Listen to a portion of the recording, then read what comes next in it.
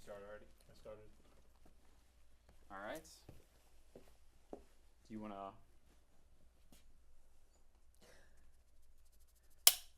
Today is June 18th, 2024.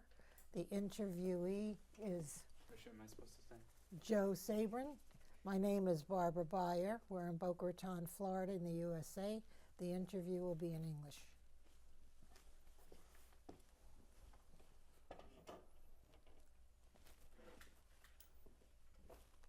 You want?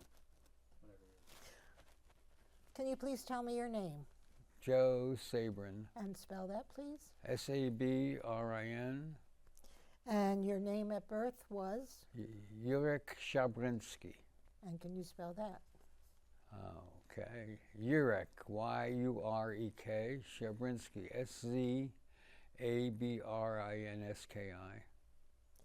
And your date of birth? 12/21/1942. Which makes you how old today? 81.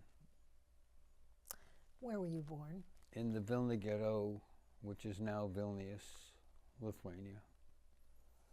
And what brothers and sisters did you have after you were born? Can you repeat it? Can you repeat it? What brothers did you have after you were born, or sisters? Oh, brothers? In post-war Germany, my brother Murray, or actually Moses, was born 12/21, also 1946, 4 years exactly to the day. And then in Beth Israel, Manhattan, my brother Max was born May 24th, so 11 years younger, so 1953. 53. And one was born in Germany and one was born in New York? Is that Yes. what you said? What was your mother's name? My mother's name? Luba Weiskopf. That was her maiden name. Can you spell Weiskopf, please? Weiskopf. And can you recall her date of birth? She was born in January, if I have to, she was 6 years younger, so 1920, January, I believe, 15th, 1920. And where was she born? I have it written down. Can you recall at this moment, or no? Excuse Can me? you recall where she was born at this moment? Not at this moment. I have it written down somewhere. And her date of death?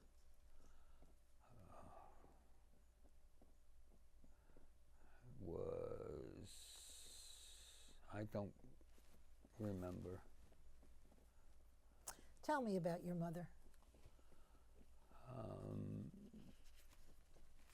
She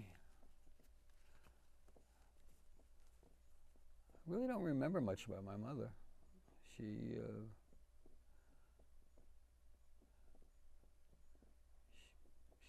more or less catered to my two brothers,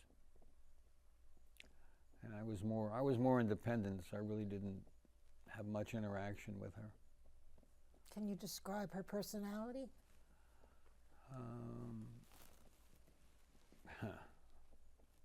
Tough question.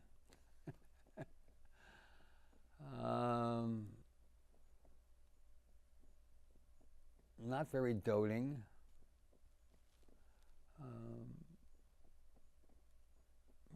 Really don't remember much care. Maybe it's mental block. What's your most vivid memory of her?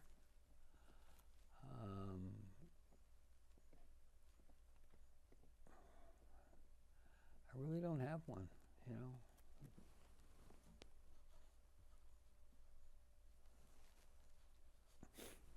What was her occupation? My mother's occupation? Homemaker. she was home. And then she worked part-time as a cashier at Dyke Shopwell, next door to our house on Harrison Avenue. Can you tell me your father's name? Brasha Shabrinsky, Abe Sabrin. How do you spell his first name that you just mentioned? In Abrasha. Well, it's Abraham, so Abrasha. Well, it's Abraham. His Abrasha date is his Yiddish name. His date of birth? May 15th, 1914 in Seltz. And can you tell me about him? Tell me a little bit about him, and tell me a lot about him. Oh, there's a lot to tell. It would probably take a movie production. Take as much time as you like. Well, he was very tough and wanted all his boys to succeed. He was hardworking. Matter of fact, when we came to America, August 6th of 1949, he managed to get 3 jobs to support us at 50 cents an hour each. So he worked. He took Sundays off. He didn't work on Sunday. He worked 6 days. He was always there when you needed him. And growing up, he would give me bits and pieces of his life in Vilna and before Vilna. Can you tell me about that? He was first he was in the Polish army at 16. Then he was discharged at 18, and then somehow the Russian army found him. And then the Russian army disbanded, so he went back to Seltz, and then he went to visit a couple of other, the anecdote about my dad, he was like the Forrest Gump of the Holocaust. Everywhere he went, he knew there was a premonition of something that would happen, and he figured out how to make sure it didn't happen. So Can you go into a little detail about that? It's well, the biggest detail is when he finally arrived to Vilna, and the ironic part about it is that as I was growing up, I didn't realize, I sort of sensed that he was not my biological father. And how did you sense that? Because I looked more like my mother, and my 2 brothers looked like him. And in doing the research for my dad's memoir, which was published about 8-9 years ago, We Dare to Live, the first recollection I got was from a writer that I met through she was a Jewish storyteller. I don't remember her name. And she did the first 60, 70 pages about my dad, and then she said, the dates don't match. He didn't get to Vilna until April 1943, and you were born December 21st, 1942. I said, I sort of suspected it, but never, I never questioned it. He was always my dad. But in Vilna, when he got to Vilna, to the ghetto, and that's where he more than likely met my mother. They fell in love, they got married. And he and Alba Kovner and a lot of the partisans of Vilna figured out how to get out through the ghetto, under the ghetto, through the sewers and into the Rudniki Forest. And that's where they started their band. My dad had there were several units. My dad's unit was 120 fighters, 89 men, 31 women. And he lost, I think, a half a dozen at the most. They all, somehow, he figured out how to protect all of them, and they got out. And while this was happening, my mother sensed it was not smart to keep me in the ghetto, because even my own people wanted to kill me. I would give away positions. I would just. So she found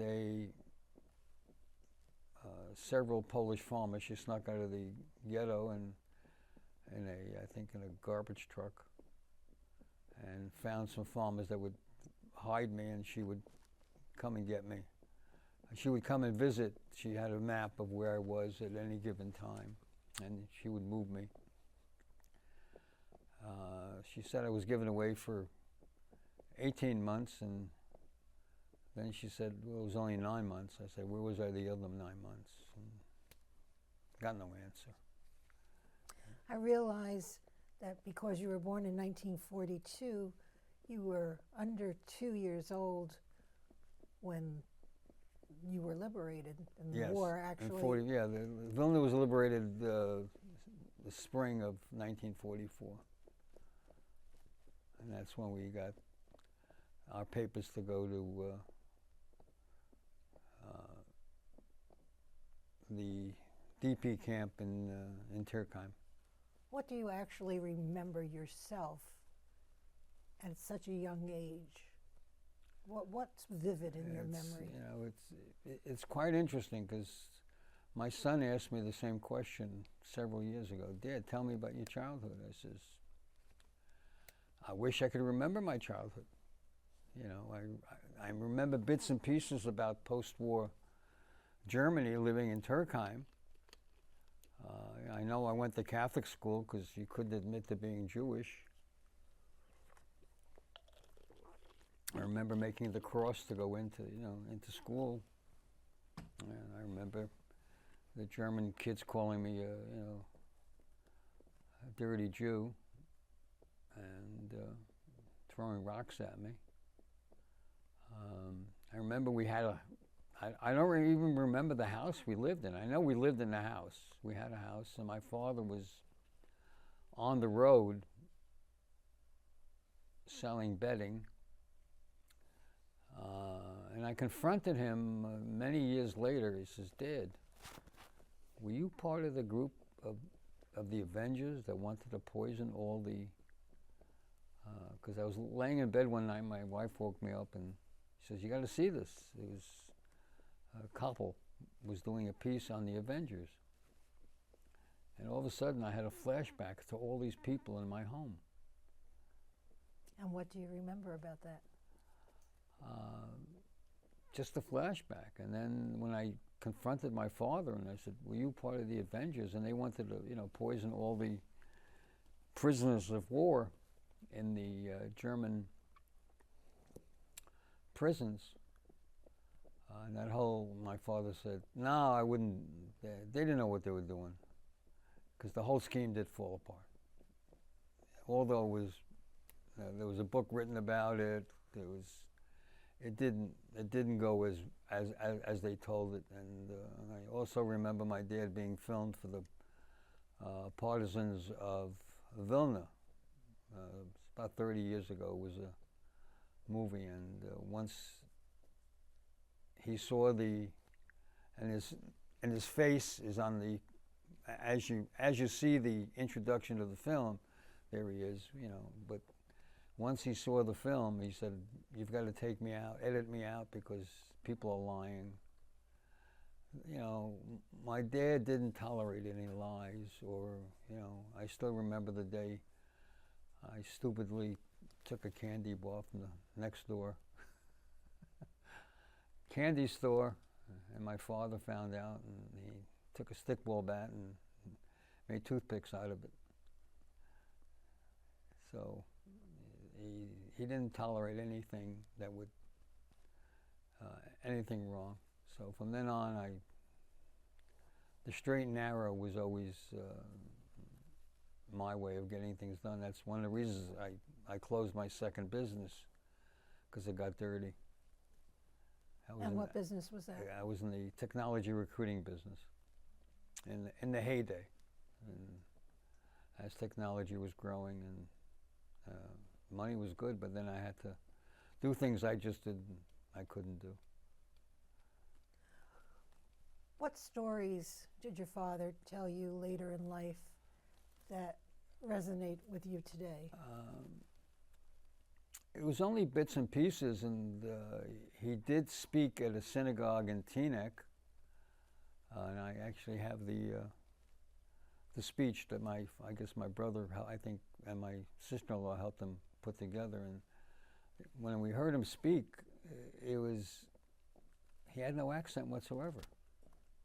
He always had an accent, but once he got up in front of a group, he spoke at my kid's synagogue. He spoke at he was amazing. It was a 2-3 page presentation of some of the things he did, and thankfully for his 60th birthday, I gave him a Yiddish typewriter, and I said, "Dad, if you don't peck away and tell me what you did, because you gave me bits and pieces, your kids, your grandkids, your great-grandkids will not know what you did, and the world won't know what you did." And to date, I think there are at least 700 books in distribution. I only printed 1,000. I got permission to print in the States. It was printed by Geffen in Jerusalem. I wanted a name publisher, and I couldn't get a stateside publisher to publish it, because nothing is really made. There's no money being made in the Holocaust book field, or even movies. And even Defiance, which was about the Bielski brothers, didn't really make any money. How many languages did your father and your mother speak? My dad spoke probably 6 or 7 languages. And your mom? Excuse me? And your mother? 2 or 3. And you? When I was 7, I spoke 7 languages. Which languages were they? I learned English pretty quickly, because when I got here I was 7, so I should have been in the 2nd grade, but they put me in the 1st grade. So by the time I learned English, they couldn't hold me back. I did the 3rd, 4th, and 5th grade in 1 year. That's when they were moving people, if he was smart. I spoke Polish, Russian, German, Hebrew, Yiddish, learned some Spanish. Later on in life, I learned some French in school. It's a good amount, yeah. Yeah, but now I have trouble with English. What was your mother's job in the ghetto or after she left the ghetto? I try to find out. She wouldn't tell me, because the first writer that I hired, the Jewish storyteller, was my mom's equal. I mean, she was the same age, but she was born in America. And we scheduled 3 or 4 luncheons that she kept canceling at the last minute to fill in the pieces for my dad's memoir.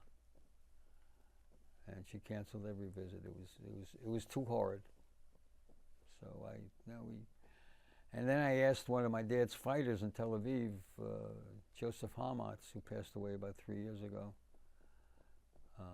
who basically said to me on the phone, he says, "The only one we trusted with the weapon was your father. He taught everyone how to use them." And where did he learn?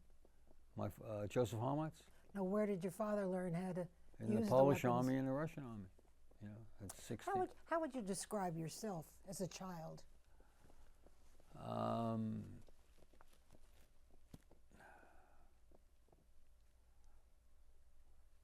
I was always interested in learning. Spent a lot of time at the library when I wasn't playing stickball and playing softball at the junior high school. Kids growing up, I grew up on the Lower East Side when I came off the boat, but then when I was 11, we moved to the Bronx. I basically thought my parents were loaded. We had 2 bedrooms, 2 baths, our own hot water. It was a beautiful neighborhood. NYU's uptown campus was up the street, the aqueduct. Lower East Side, we were in what you call a cold water flat. We had no hot water. My bathtub was a schissel.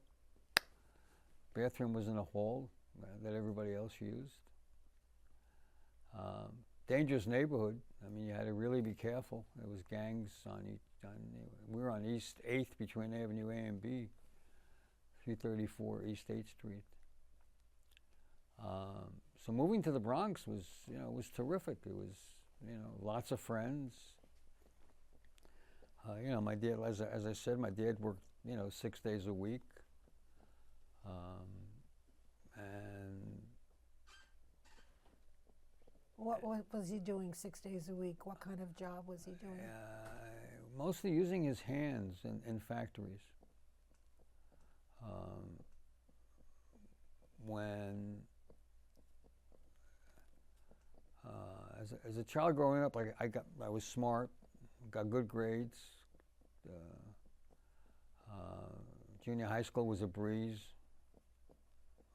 6th grade was a breeze because I did the 6th grade right up the street from my house in the Bronx. And then I walked to junior high school, Creston Junior High School. And DeWitt Clinton High School was easy, and I got high grades and was offered a 50% scholarship to MIT and Harvard. And my parents looked at me and said, where do we get the other 50 cents? So I went to CCNY for engineering for $8 a semester, the Uptown campus on Convent Avenue. And they gave me a slide rule, and I said, I don't know I can't do this. So I switched to liberal arts, and college really didn't intrigue me. It just wasn't exciting. So as I'm walking along the Grand Concourse in the Bronx, I see a big sign, join the Army and see the world. So I walk in to the recruiting office. Recruiter says to me, how old are you? I says, I'm 17. I says, aren't you in high school? I said, no, I'm in college. I started college early. I said, will your parents give you permission to join the Army? So I said, how many Jewish parents do you think will give their kid permission to join the Army? So I said, what do I do? I said, well, you got to wait till you're 18. So I said, when are you going to be 18? This was in December. This was in the summer. So I wasn't getting along with my parents at the time either. And why is that? I don't know, just I was a free spirit. I mean, when I saw the play Candide, I said, wow, that's me. I just want to go all over the world. I just want to do things. So my friend Arnie Sanchez, who ironically I spoke to a couple of years ago, I found him through one of the guys I met. I was in the 6th grade with Barry Gerhardt. Barry Gerhardt knows everybody from the neighborhood. He kept up with everyone. He knew everyone. So he helped me find Arnie. I spoke to him, and I stayed at his house with his mom and a couple of sisters until I was 21, until I was 18. Went back to the recruiting office, signed up, went to my parents. I said, I joined the Army. I don't want to be in college. And they said, how can you do that? I says, I did it. I'm going. I'm going to go see the world. And so where did you go? Well, I wanted to be in finance. So when I applied after basic training, I wanted to go to finance school in Indianapolis, Indiana. Well, my papers came. They sent me to clerk typist school in Fort Dix, New Jersey. And since I had taken typing in my senior year in high school, because I had nothing else to take, so I took a couple of odd and end courses. I aced the course, and they said, we're going to send you to Siegelsbach, Germany. I said, oh my God, where's that? I went to the library, I looked it up, not on the map, nowhere to be seen. But we'll get you there. So I took a boat, an army boat, from probably the Brooklyn Navy Terminal to Heilbronn, Germany. I was greeted in Heilbronn, Germany with my orders, and they took me to a train station that would get me to Siegelsbach, And where is it located? about 20 miles from Heilbronn, middle of nowhere. I'm the only one in this one little caboose. I think it was me and the guy that drove it. I get off, and I'm greeted, and they took me to the company commander's office and said, "You're going to be his assistant." And I said to him, "What do we do here?" He says, "I'll come and take you." Takes me out in the fields. 90 missiles standing straight up in the middle of nowhere that could blow up the world in 1961. Can you imagine what we had everywhere else? What was your rank? I was at E3 at the time. That's next. There was E1, E2, and then E3. I was promoted to E3. And I said, "What am I? What do I have to do?" I says, "Well, we'll tell you what to do." My job, the most important part of my job, was to get a report to Washington, D.C.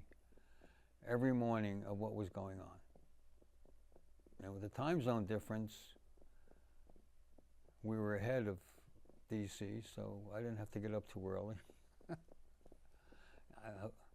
I was the only one that knew how to write the report. No one else knew how to write it. So How many people were there? we more than likely had about 120, 130 enlisted, mostly enlisted. A couple of company commander was a major. Don't remember his name. And the unfortunate part about it is, as the company clerk, I was able to discharge one soldier a week for mental illness. The job was insane. These soldiers would go up into 90-foot towers, just their rifle, no cigarettes, no radio, no newspapers, nothing for 8 hours, 3 days a week, 8 to 4. Then 3 days a week from 4 to midnight. Then 3 days a week from midnight to 8.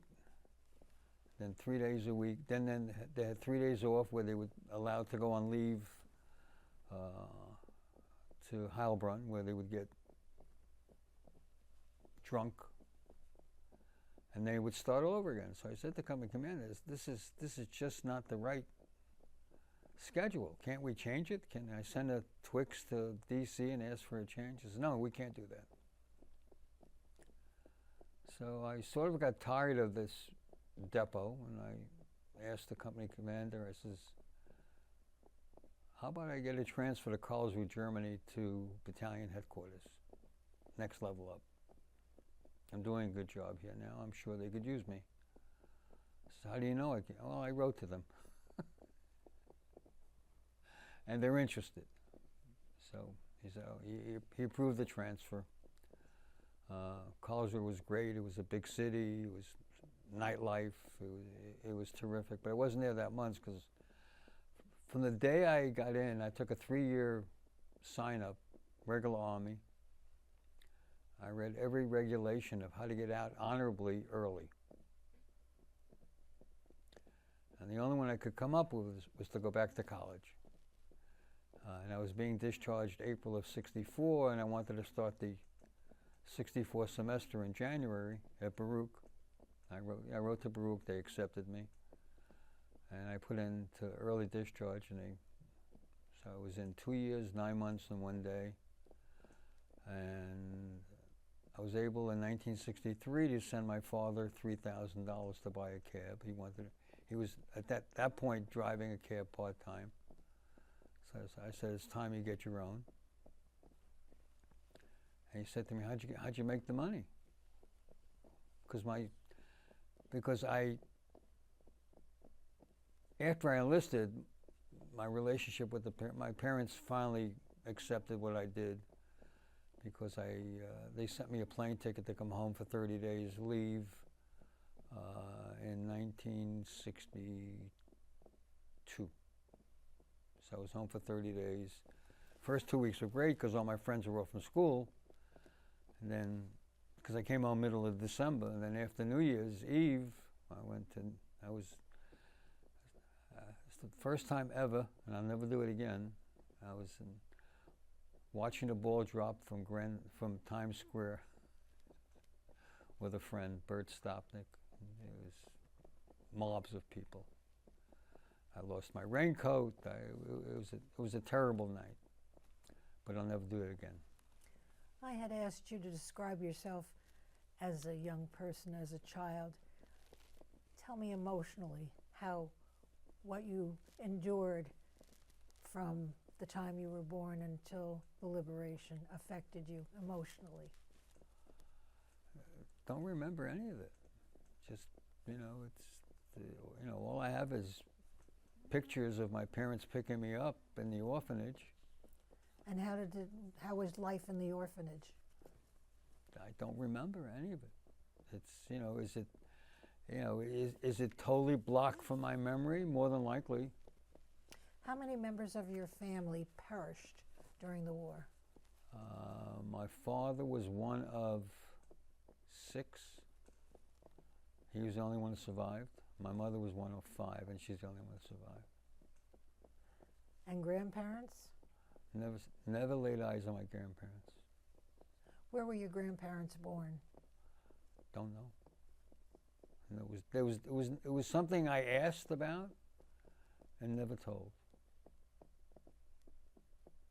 But I have a picture of my mom, I think, with her parents. But there's no mention of their name. Well, unless they're Weisskopfs, Which of the partisans that your father worked with did you ever meet? I spoke to Joseph Harmatz in Tel Aviv.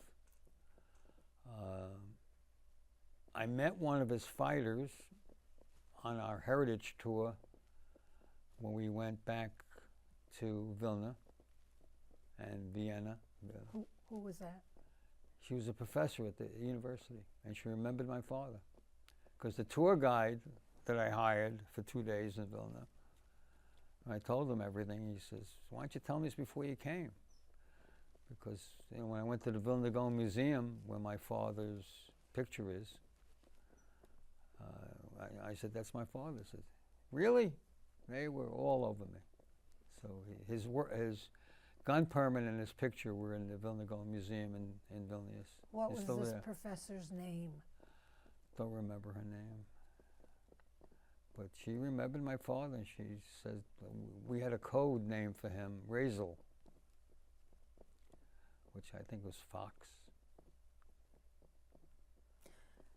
How old was your father at this time when he was in the partisans?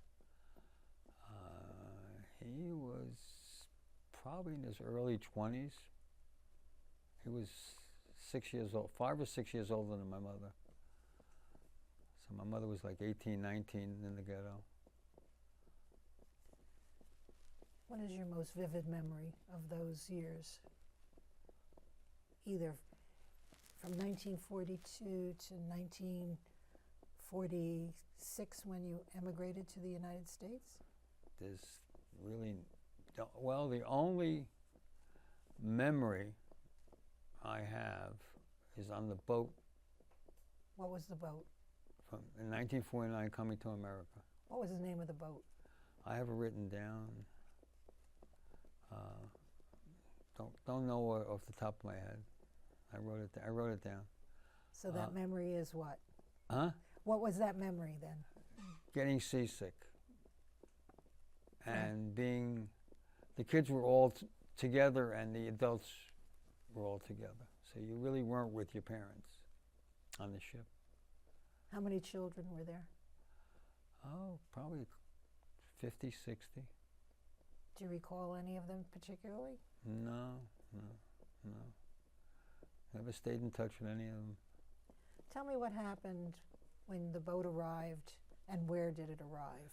It arrived in the Brooklyn Army Terminal,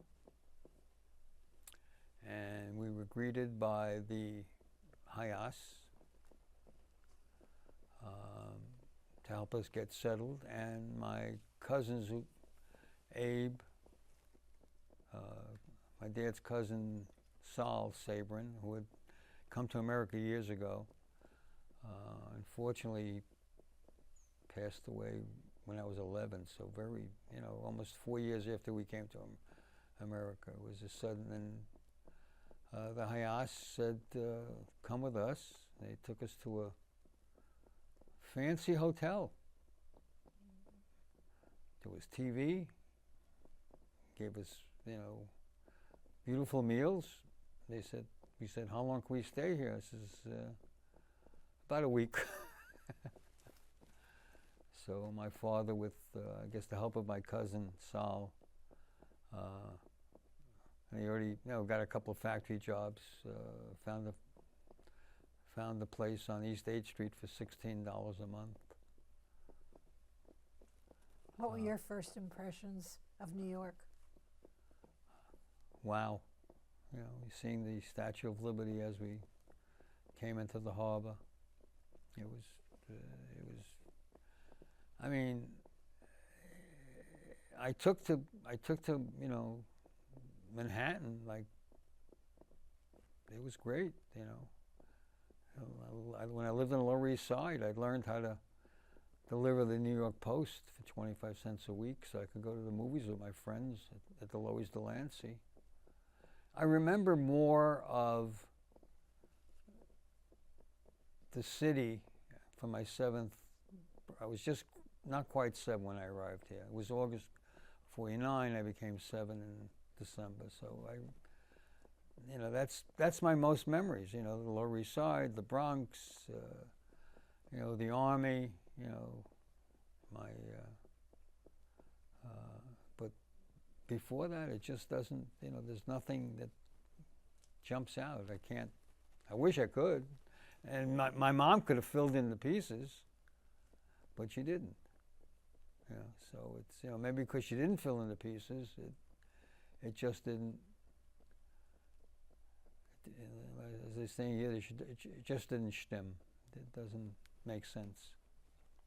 How many of those youngsters that you were friends with had the same experience in Europe that you had, or similar experiences? The ones in Lower East Side and in the Bronx, none.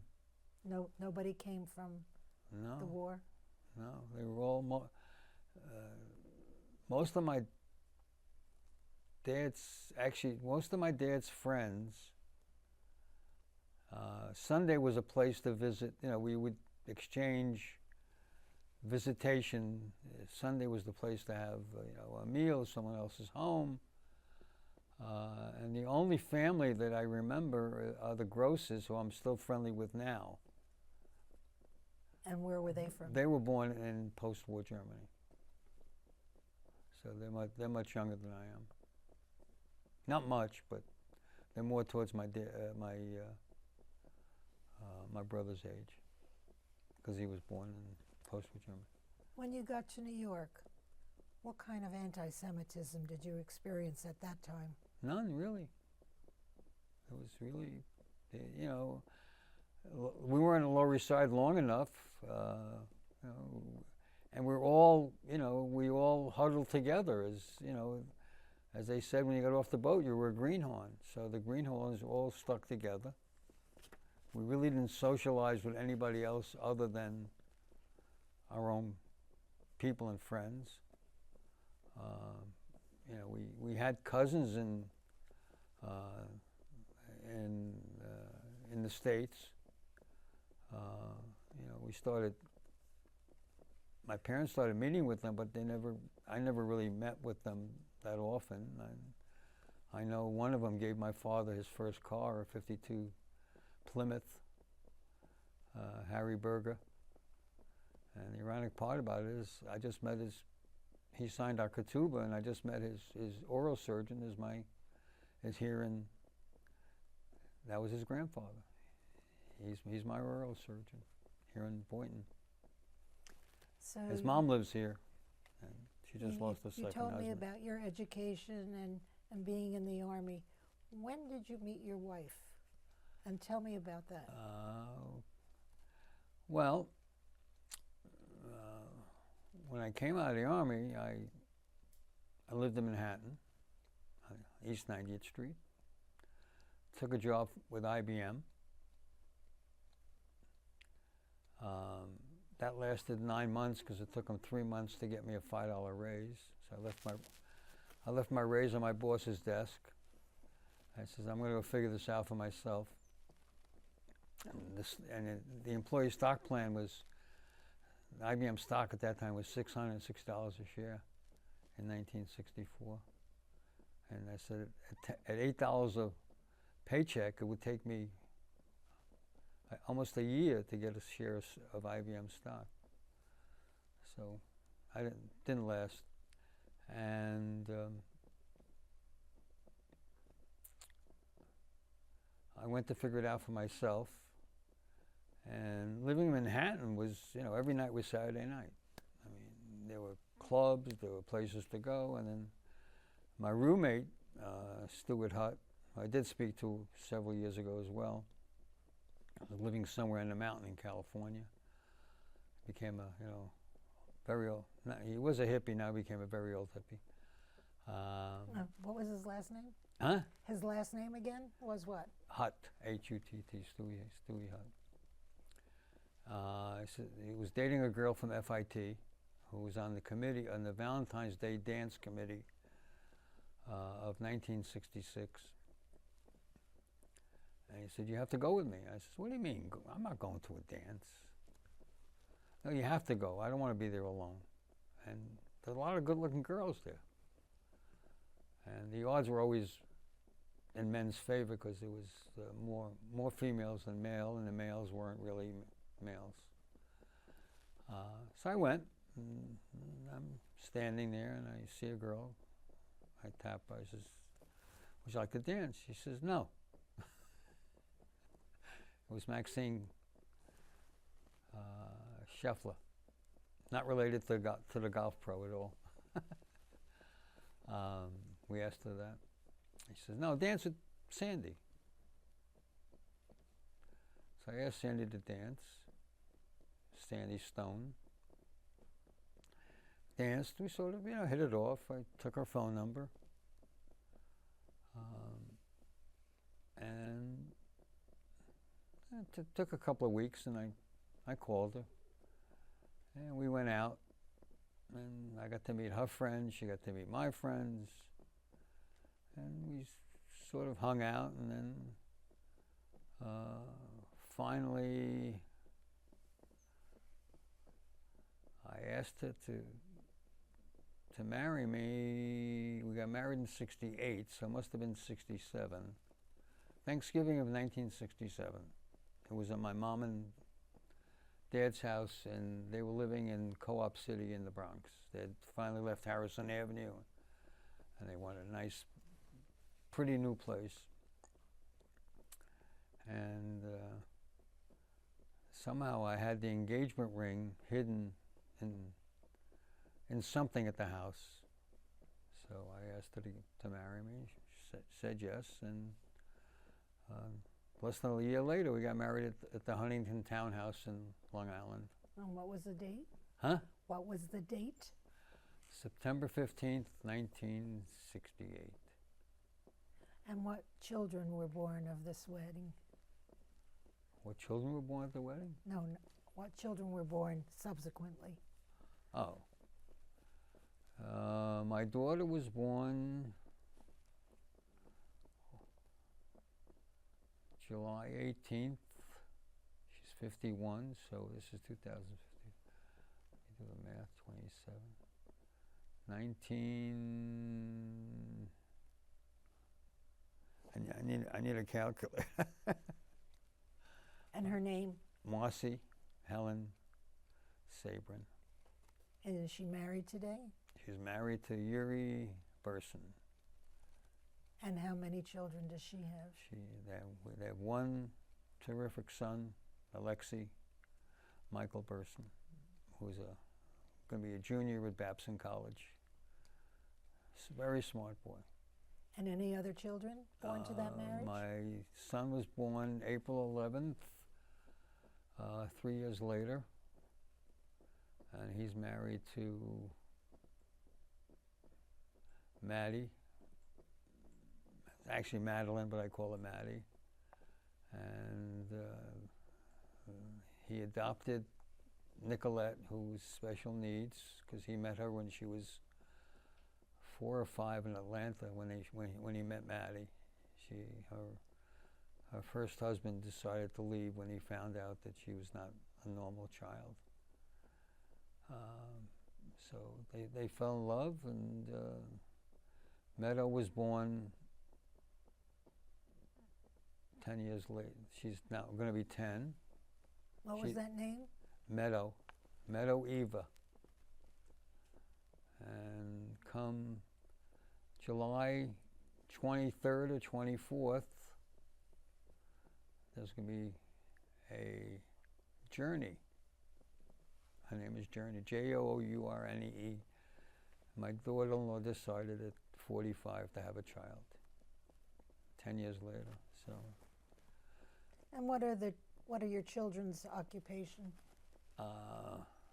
My daughter and my son-in-law a year ago decided to retire. What was their occupation? They had started a Amazon business out of their garage that grew to 35,000 square feet. And when Amazon started changing all the rules, they started the business selling the Keurig K-Cup. My son-in-law, who was an MBA, and he actually worked for me in my final business, which didn't, which was a .com that went .gone, e-hire. Name exists, but it's gone. It's not what it was. Had two best men at his wedding. Both had started Amazon businesses very early on. And after it didn't work out with me, they took him aside and they said, listen, you're a foodie. Why don't you sell a non-perishable on Amazon and you'll make a lot of money. So using his MBA that he got at the University of Connecticut, he went online and Googled, I want to buy a Keurig coffee machine. I want 3 K-cups of this flavor. I want 3 K-cups of this flavor. I want 3 K-cups of this flavor. And I want 3 K-cups of this flavor. And he hit enter. Nothing came up. So his MBA teachings, he said, all right, that's the category I'm going to start on Amazon. Went to the big box stores, bought big boxes of those flavors, unpackaged them in his garage, repackaged them, put a SKU on it, and the rest is history, because they sold the business, and they're actually now in Paris as we speak. They're traveling. They're just doing whatever they want to do. And I did remind them that, remember us when the time comes. And your son's My occupation? son went, the only university, my daughter went to Tufts, so she's pretty smart too. So does my son-in-law. He went to Cornell and University of Connecticut. My son only wanted to go to Indiana University, but we made him look at Miami University, which we didn't like at all, because he wanted to meet Bobby Knight the day he went on campus. He's passed away now, but he's the most infamous basketball coach in the history of college basketball. So he got accepted to Indiana, and his first day on campus, he walks into the gym and asks the secretary, he said, "Listen, I came to Indiana because I wanted to meet Bobby Knight. Can I say hello to him?" And I'll only be 2 seconds. She looks at him like he's crazy. She says, "Wait a minute." She goes in, he comes out, shakes his hand, "Thank you for coming to IU," and he graduated. And he did rip my heart out because he was playing more golf than going to class. But he did get his degree because he took some summer school classes to confer his degree, but he only needed 2 Ds because he already had a job with a national technology recruiting firm out of New York. And then he was going to start their Atlanta office. He had friends in Atlanta. 2 of his buddies were going to chiropractic school from school. He's built a very big alumni out of Indiana. Indiana is very close-knit, as most big universities are. So he took this job. I says, "You can't become a technical recruiter. You gotta get your job in sales at Microsoft." And he's a fantastic. Took after me. I can sell the Brooklyn Bridge in Manhattan to tourists, or at least sell them a walk across the Brooklyn Bridge. So he did manage to find a startup in Atlanta, PhD out of Paris. And he says, "Dad, I gotta figure out how to get into this company." I said, "It's very easy. Let's offer him your labor for free to build out a sales organization for 10% of his company." He says, "What am I going to live on?" I says, "How much money do you need to live on?" He says, "I need about 40 grand a year." This is I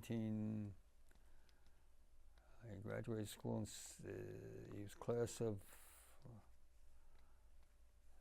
69. No, not 69.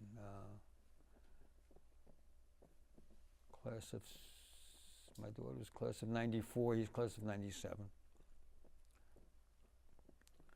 So it's early. It's 1997. So 40 grand was easy to live on in Atlanta. So the guy, I said, "Take the guy to lunch.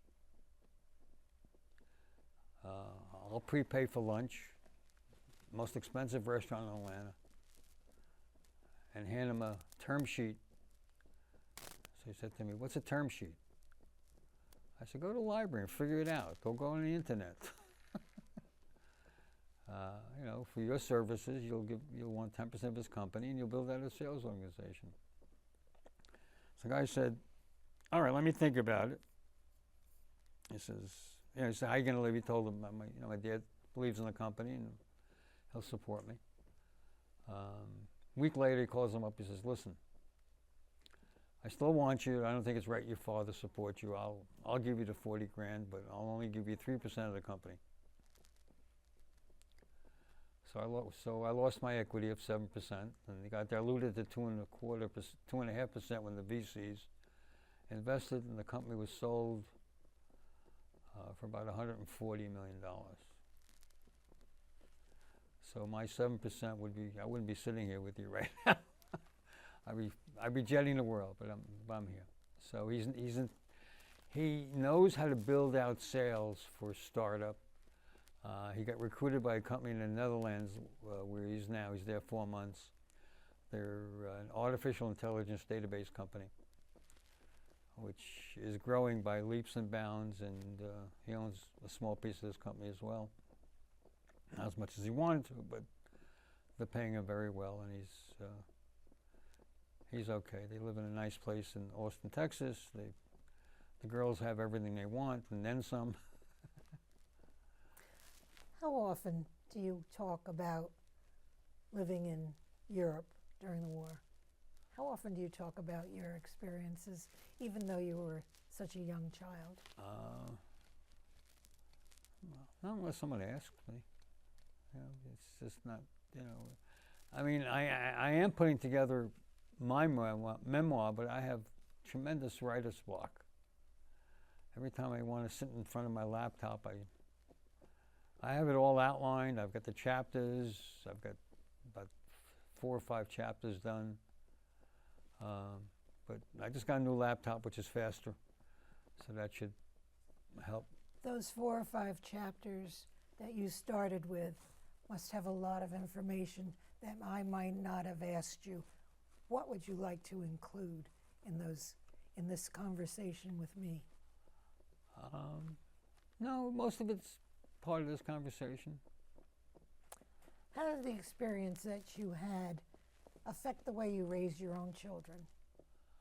Well, I was always from a family, or from not, I was always from the, you give your kids wings and you let them fly. Because that's the way you were as a youngster. No, I wasn't. Which I didn't like. I was told what to do, when to do, what to do, where I could go.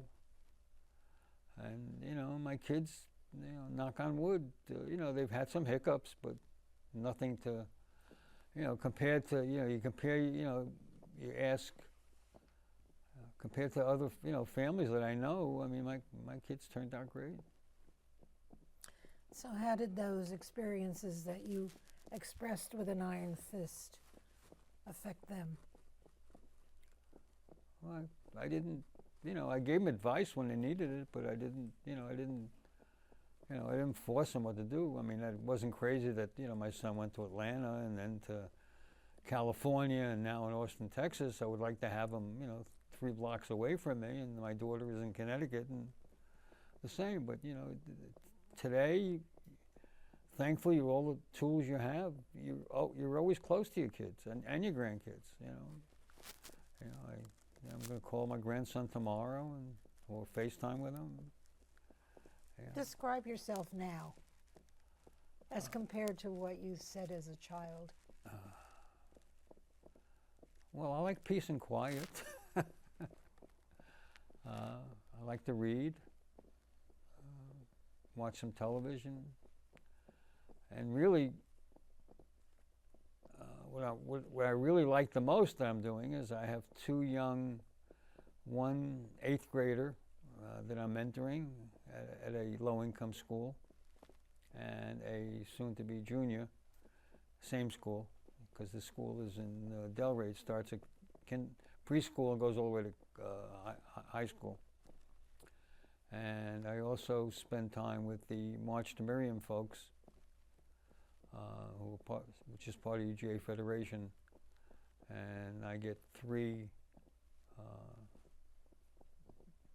8th graders or 8th graders every year to spend time with on the phone, or I enjoy that part. I do want to speak at high schools. I just joined the Speakers Bureau at the Holocaust, the Claims Conference. They started the Speakers Bureau. Haven't been called yet. I just wrote to 10 high school principals. They didn't write back. And I even said to the March to Miriam people, I said, get me in front of, schools.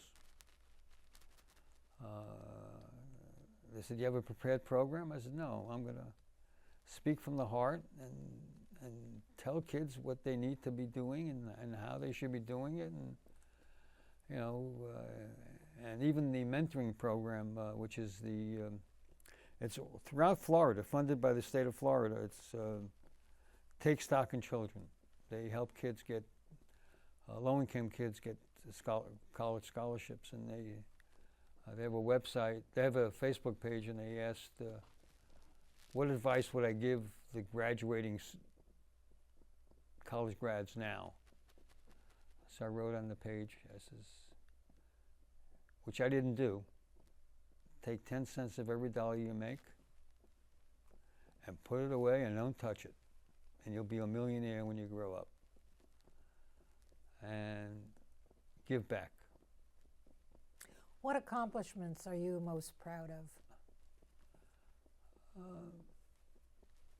The businesses that I built, and every employee that I hired is gainfully employed and very well off. So as my partner in my second business, Terry Steinberg, who was 11 years younger, and when we met in 1985, I thought I was being adopted by a very rich family in Woodmere, Long Island. I got to go to the Woodmere Country Club. I got to hobnob with very, very famous and wealthy people, which I sort of aspired to be, but now I'm just happy about being healthy and continuing and being around for my kids and my grandkids, which is really what I want to do. So I watch myself pretty, and I know my own body, and thankfully all the doctors say I'm in great shape compared to my peers in South Florida. Why do you feel it was important for you to talk about your background today and give testimony? Well, you convinced me.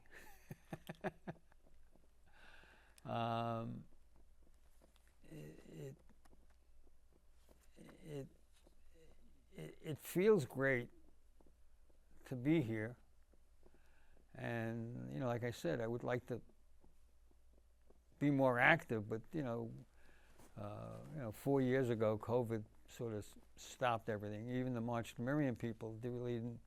I mean, they meet for a luncheon, so you get to meet the kids. And I even met where I met you at the dinner for the Holocaust Museum in Washington D.C. The Southeast Robert Tannen. I had lunch with him 4 years ago, and we presented a curriculum for Holocaust education. And I said, the museum should really take charge of teaching about the Holocaust everywhere in the world. There should be one focal point.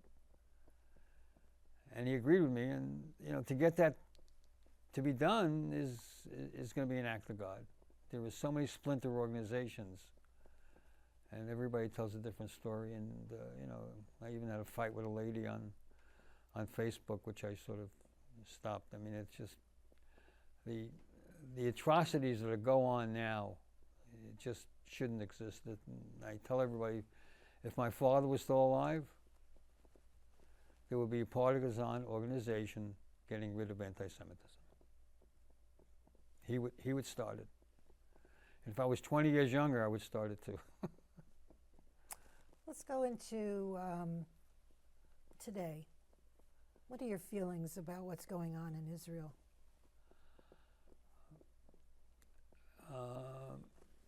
Two-pointed. You must get rid of the enemy, by all means. We've been, tolerating what they're doing for ages, and what happened on October 7th, I wouldn't wish on my worst, enemy. Could it be done better? Of course. Everything. There's nothing in this world that can't be done better than it is being done. And I've even said this to folks. I belong to a organization called Company A, which we meet every Wednesday morning for breakfast, and we have luncheons and we have dinners. We just had a small cruise. It's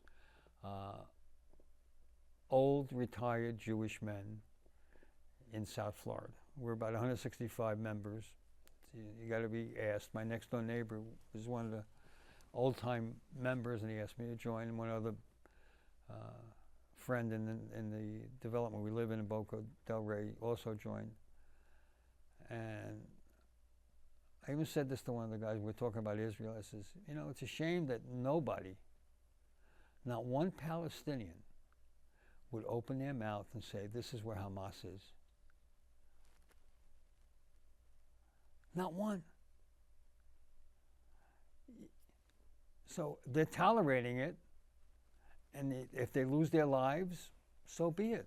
You know, during the Holocaust, people lost their lives too that shouldn't have lost their lives. Wasn't only Jewish people.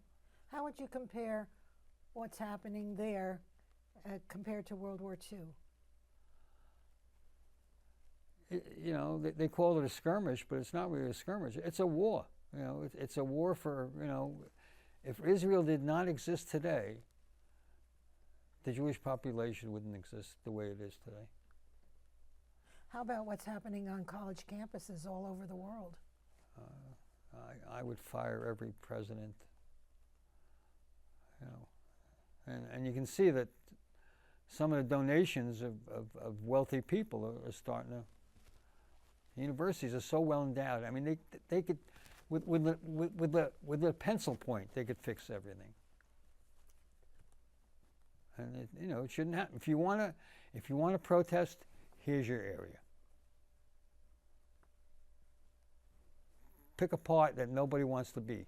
You can protest there all you want, but not on the campus, not where people are trying to study and learn. So what do you think we can do about hate and intolerance, anti-Semitism, Education. bigotry? Education. But we've tried to educate, so what can we do? Besides education? Like I said, if my father was alive, we'd have a partisan group. You know, I would. It's not the way to do it anymore. But we need a stronger government that'll, you know, and states that condone it should be shut up. There are states that condone this action. And, you know, there are ways to shut them off. But no one is doing it. And unfortunately, without being political, there is one person that brought it to this level. What message would you like to leave for future generations, specifically for your children, your grandchildren, and all those to come after? What message would you like to leave? Well, I'm sort of glad, you know, before I left New York 8 years ago, a little less than 8 years ago, there's a group called 3G, Third Generations. And 4G. Huh? And 4G. There are 4Gs, but they don't have a group. Not that I know of. But I sat with them, I commended them, I offered to work with them. It didn't work out. But now they're in Miami and Philadelphia and DC. And they just started a splinter group, which I offered to help. So I think the more attention, I mean, even our local TV station covered the Holocaust dinner, which is unusual. And they also covered another, they just had another article as well. So the more media points to the right things to do, it may happen. And we keep our fingers crossed that the kids coming up don't learn from their parents. So your message is for the children to learn? Yeah, you know, the faster kids learn that it's the wrong thing to do, you know, there's always going to be the exception to the rule. There's never a hard, fast program that'll help. But the more there is, and there is more today than there was as a child growing up. You know, we really didn't have as much as we have today. But it's also blossoming on the hate side more so than when I was a child growing up. Oh, in the Army, I was called the dirty Jew by a kid from Alabama. And how did you react to that? He's lucky he's alive. And I almost had to hire an attorney to get me not to be court-martialed, but I wasn't court-martialed. I had enough witnesses because I let him hit me first.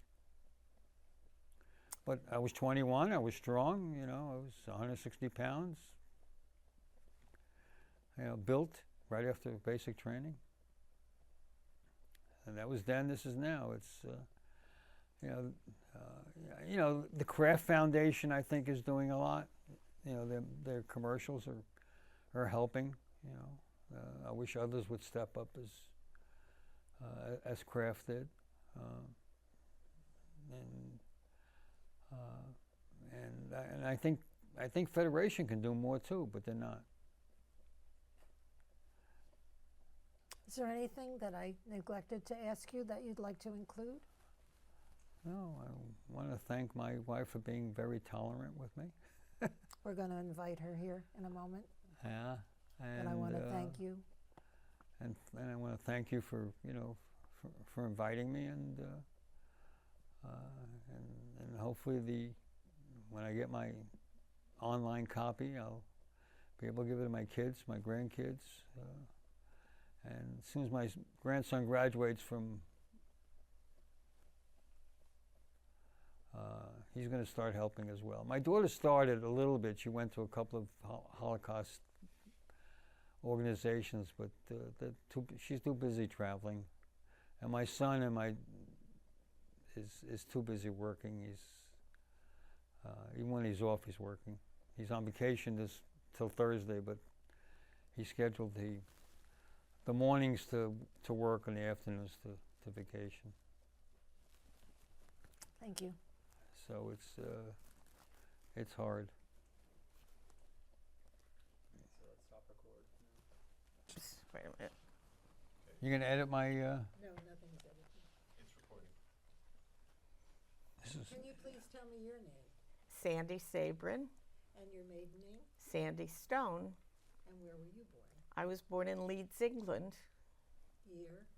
1946. And how long have you been married?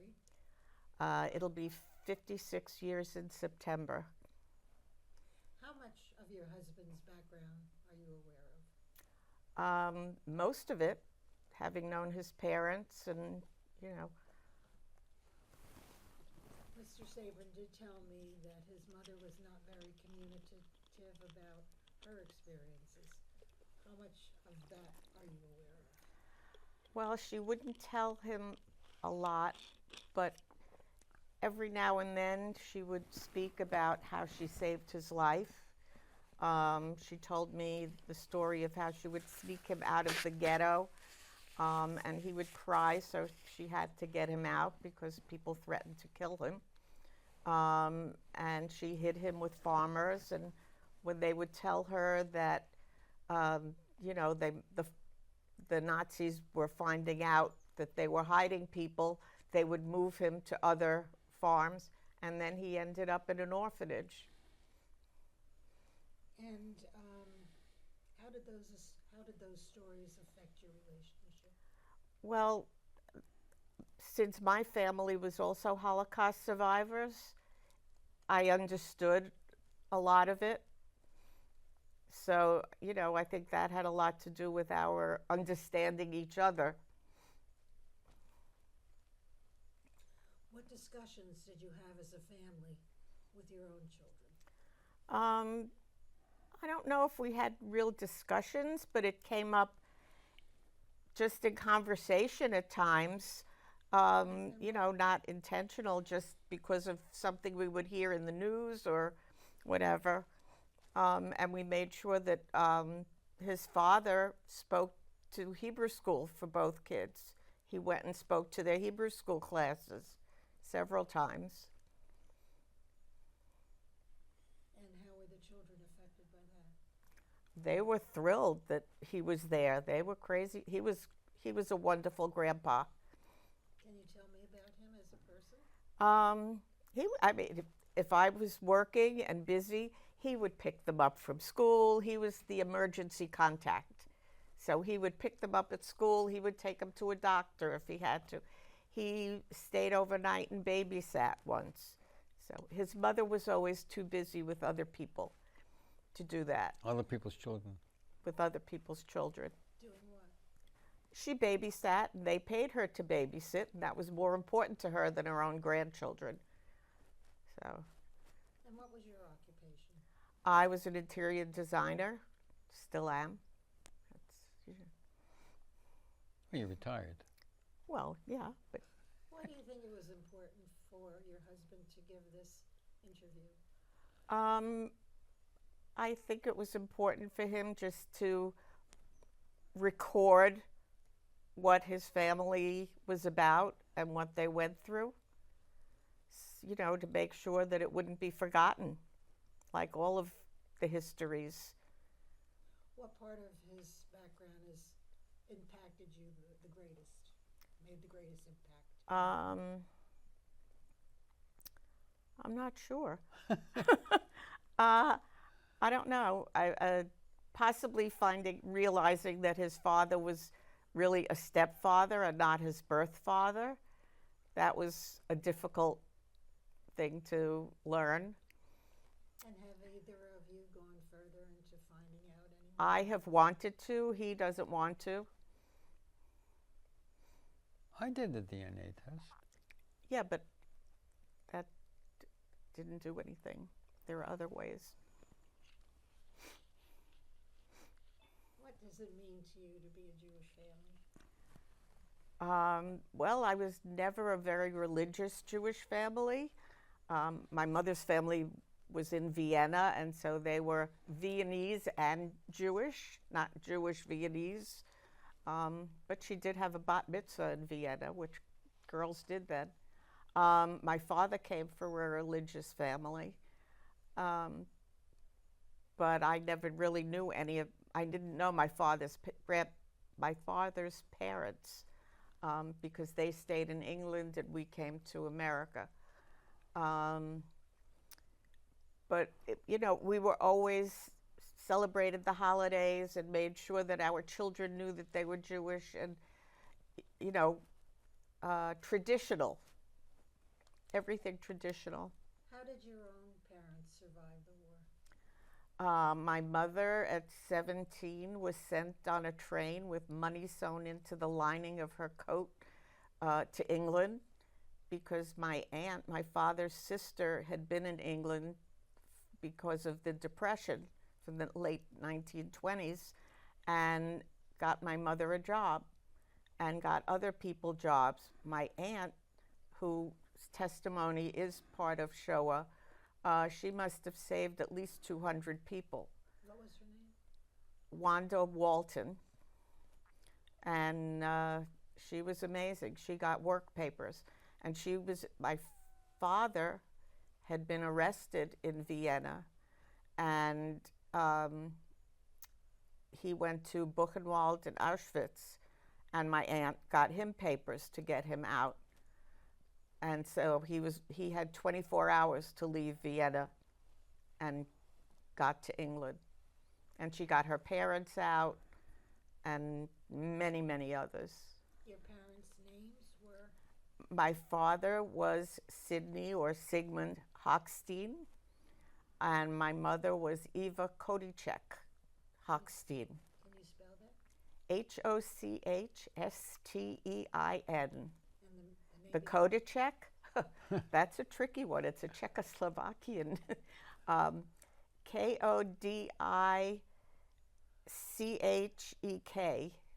And I think there's a J in there. J.K. Where were they born? Her father was born in Czechoslovakia. Her mother was born in Vienna. I know you were sitting and listening to your husband's testimony. Is there anything you'd like to add to that? Well, one thing you didn't mention about your father and in Germany was his motorcycle that you Oh, yeah. always talked about. His father had a motorcycle with a sidecar, I got a picture of it. and you have a picture of it. How and where he got that in the DP camp, but he did. What else didn't you mention? Your daughter was born in 1972, All right. and your son in 1975. Okay. I said And the fact that you were hidden, she probably put you in hiding when you were about 8 or 9 months old, and they rescued you when you were about 18 months old. so I wasn't going. So Yeah, she did the math wrong then. your mother, I don't know how she calculated anything. I'm trying to think what else. Well, and your mother, she was busy. She worked and she tried to socialize and, do a lot of things. And your parents did have quite a few friends that were also survivors that they socialized with. I don't remember them. I only remember the grosses. That's it. Oh, and the family that lived in Long Island City, Oh yeah, Mendel's. the Mendels. You're still in touch with their son. Yes. What were their first names? What were their first names? The Mendels. Manya. Manya Mendel. Yeah. And he was. I don't remember his name. I don't remember. It's a long time ago. Is there anything you'd like to say to each other that would be included in this interview? Not really. I just, Thanks for being around. yeah. Thanks for hanging around Anything more you'd like all to say? these years. Yeah. Nothing. Just it's been interesting so far. Then I'd like to thank you both, and we'll go to artifacts now. Hi. Thank you. Thank you. Thank you.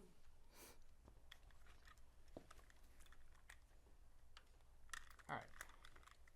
So when you're ready. Go ahead, Sandy. Okay. First picture on the First picture is Libby Sabrin Weisskopf. She's second from the left with her family, taken somewhere in Poland before the war. Is there anybody else in the picture? I that you- believe her parents and probably siblings or cousins.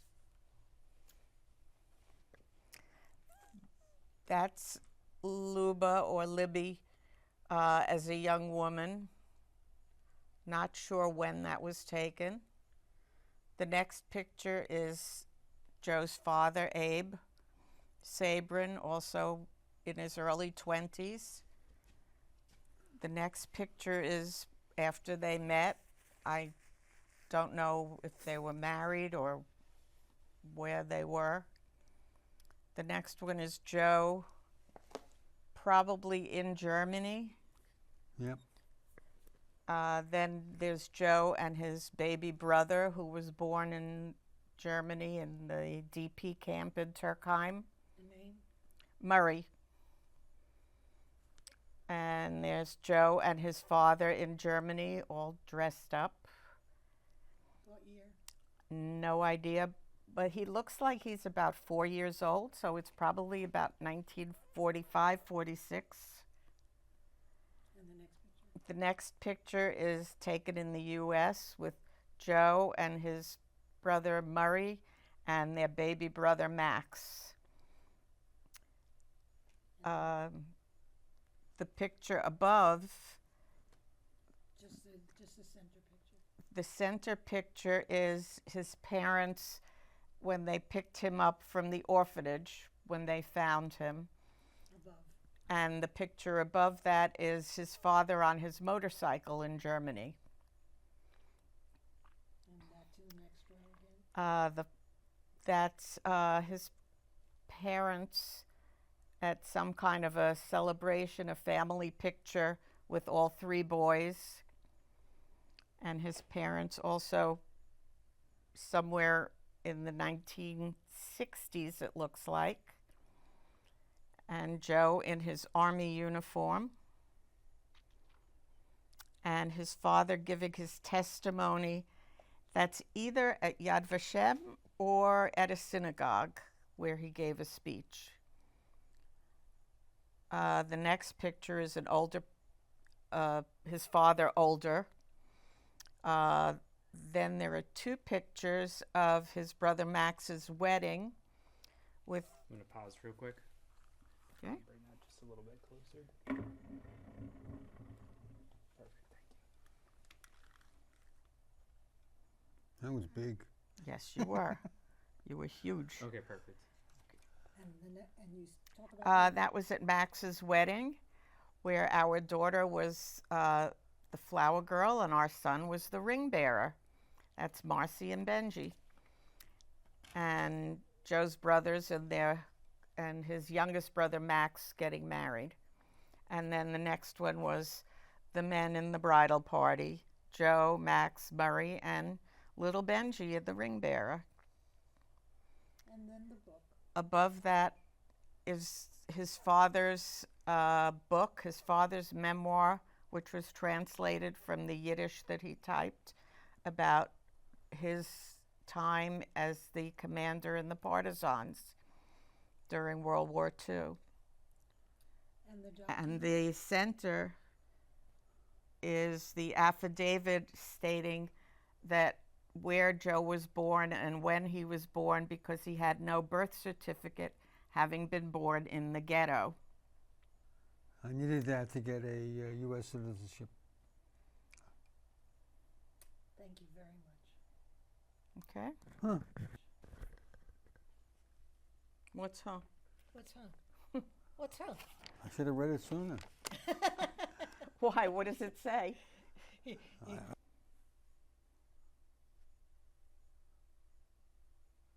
lived on Eldridge Street downtown. I tried to find the family, but there's too many Goldmans.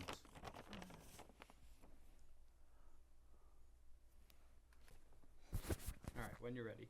Ray Joseph Shabrinsky, now known as Joseph Sabrin, State of New York, County of New York. Percy Goldman, being duly sworn, deposed and says, I reside at 112 Eldridge Street in the borough of Manhattan, city and state of New York. I was born in Termont, Russia.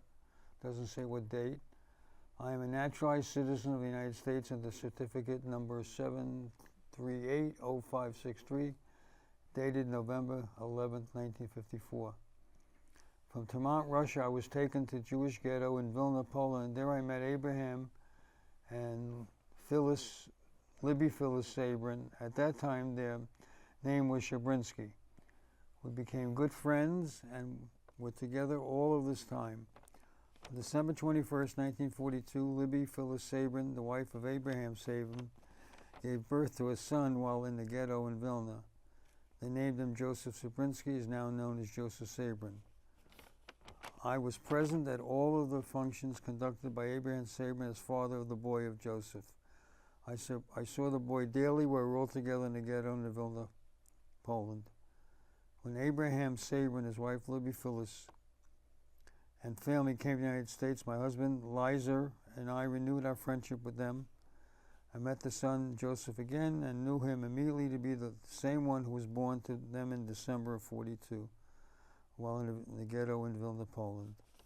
I am making this affidavit for the purpose of certifying to the fact that I know of my own knowledge, because of my presence there, that Joseph Sabrin, the son of Abraham and Libby Phyllis Sabrin, was born to them December 21st, 1942, in the ghetto in Vilna, Poland, under the name of Joseph Shabrinsky, notarized in the state of New York, signed by Percy Goldman. That's why I never suspected. Right, because she. Do you want to get a picture of it, or did you get enough?